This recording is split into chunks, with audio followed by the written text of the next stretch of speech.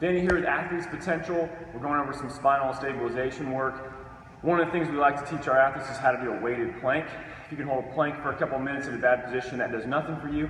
Do a plank with some load, driving you into a position that forces you to fire things that we want to engage. And we use a weighted plank to do that. So we'll put a weight on the lower back so that we don't assume a overextended plank position. So we see this often, whether you plank on in a push-up position or on your elbows, doesn't really matter. This is the default position for most of our athletes, very extended, just kind of hanging on the lower back. It's almost a hinge point.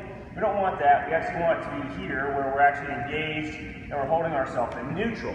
So one of the easiest ways for us to force people to do that is to force them into a worse position. Okay, so we'll do that with load. All right, so when we teach the plank, the thing we want to think about is when we put the plate on the lower back, our goal, unless you just have a huge butt, you have like massive glutes and you can't assume this, is to try to get the lower back touching the weight on the lower back touching the actual skin of the lower back. Okay, so we're pressing up into it.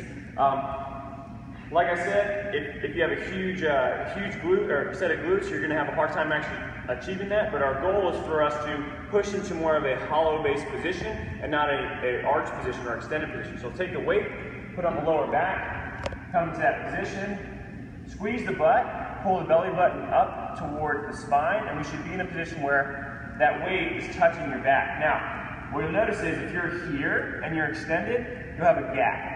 You won't feel like you're actually pressing up into the weight. So make sure your lower back is actually pressing the weight. 25 pounds is a good place to start. If you're moderately strong, you can go all the way down to a 10-pound weight. We want something a little bit bigger like this so you can feel it on your lower back or not on your lower back. Go as long as you can so you feel like you're not on your lower back anymore.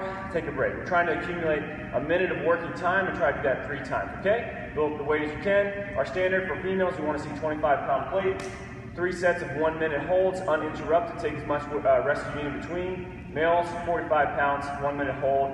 Take as much rest as you need in between to accumulate 3 sets. Okay? Give it a try.